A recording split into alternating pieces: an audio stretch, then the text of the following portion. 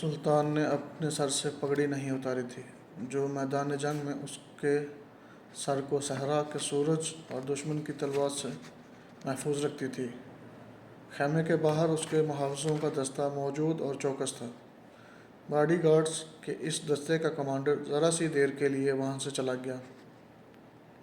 ایک محافظ نے صلاح الدین ایوبی کے خیمے کے گرد گرے ہوئے پردوں میں سے جھانکا۔ اسلام کے عظمت کے پاسباں کی آنکھیں بند تھیں۔ وہ پیٹھ کے بل لیٹا ہوا تھا۔ اس محافظ نے باڈی گارڈز کی طرف دیکھا۔ ان میں سے 3-4 باڈی گارڈز نے اس کی طرف دیکھا۔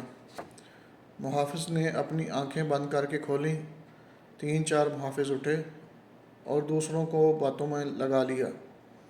محافظ خیمے میں چلا گیا، کمر بند سے خنجر نکالا، دبے پاؤں چلا اور چیتے کی طرح سوئے ہوئے صلاح الدین ایوبی پر جست لگائی۔ خنجر والا ہاتھ اوپر اٹھا۔ عین اسی وقت صلاح الدین ایوبی نے کروٹ بدلی۔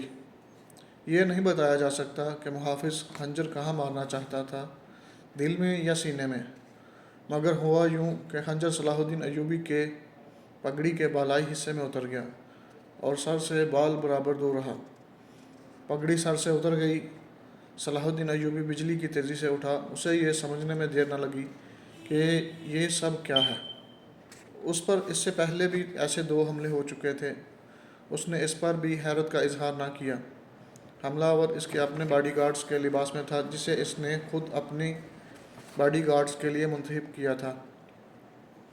اس نے ایک سانس جتنا عرصہ بھی ضائع نہ کیا۔ حملہ آور اس کی پگڑی سے خنجر کھینچ رہا تھا۔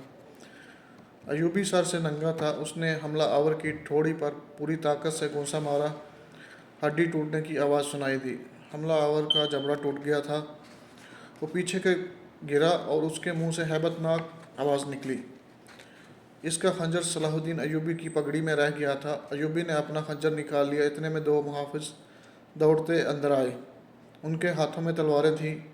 صلاح الدین ایوبی نے کہا کہ اسے زندہ پکڑ لو، مگر یہ دونوں محافظ صلاح الدین ایوبی پر ٹوٹ پڑے۔ صلاح الدین ایوبی نے ایک خنجر سے 2 تلواروں کا مقابلہ کیا۔ یہ مقابلہ 1-2 منٹ کا تھا، کیونکہ تمام باڈی گارڈز اندر آ گئے تھے۔ صلاح الدین ایوبی یہ دیکھ کر حیران رہ گیا تھا کہ اس کے باڈی گارڈز 2 حصوں میں تقسیم ہو کر ایک دوسرے کو لہو لہان کر رہے تھے۔ اسے چونکہ معلوم نہیں تھا کہ ان میں سے اس کا دشمن کون اور دوست کون ہے، وہ اس معرکے میں شریک نہ ہو سکا۔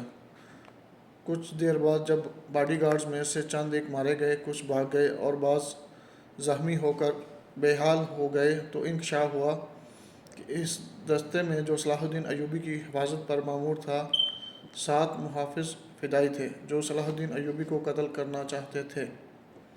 انہوں نے اس کام کے لیے صرف ایک فدائی خیمے میں بھیجا تھا۔ اندر صورتحال بدل گئی، چنانچہ باقی بھی اندر چلے گئے۔ اصل محافظ بھی اندر گئے۔ وہ صورتحال سمجھ گئے اور صلاح الدین ایوبی بچ گیا۔ اس نے اپنے پہلے حملہ آور کی شہرگ پر تلوار کی نوک رکھ کر پوچھا کہ وہ کون ہے اور اسے کس نے بھیجا ہے۔ سچ بولنے کے بدلے صلاح الدین ایوبی نے اسے جان بخشی کا وعدہ کیا۔ اس نے بتا دیا کہ وہ فدائی ہے اور کیمشتکن، جسے بعض مورخوں نے گمشتگین لکھا ہے، نے اس کام کے لیے بھیجا تھا۔ کیمشتکن اصالہ کے ایک قلعے کا گورنر تھا۔ اصل کہانی سنانے سے پہلے یہ ضروری ہوتا ہے کہ ان واقعات سے پہلے کے دور کو دیکھا جائے۔ صلاح الدین ایوبی کے نام، اس کی عظمت اور تاریخ اسلام میں اس کے مقام اور کارناموں سے کون واقف نہیں؟ ملت اسلامیہ تو اسے بھول ہی نہیں سکتی۔ مسیحی دنیا بھی اسے ہمیشہ یاد رکھے گی۔ لہٰذا یہ ضروری معلوم نہیں ہوتا کہ صلاح الدین ایوبی کا شجرہ نسل تفصیل سے بیان کیا جائے۔ ہم جو کہانی سنانے لگے ہیں وہ اس نوعیت کی ہے جس کی وسعت کے لیے تاریخ کا دامن تنگ ہوتا ہے۔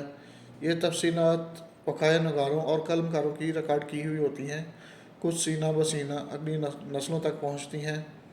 تاریخ کے دامن میں صلاح الدین ایوبی کے صرف کارنامے محفوظ کیے گئے ہیں۔ ان سازشوں کا ذکر بہت کم آیا ہے جو اپنوں نے اس کے خلاف کی، اور اس کی بڑھتی ہوئی شہرت اور عظمت کو داغدار کرنے کے لیے اسے ایسی لڑکیوں کے جال میں پھانسنے کی بار بار کوشش کی گئی جن کے حسن میں طلسماتی اثر تھا۔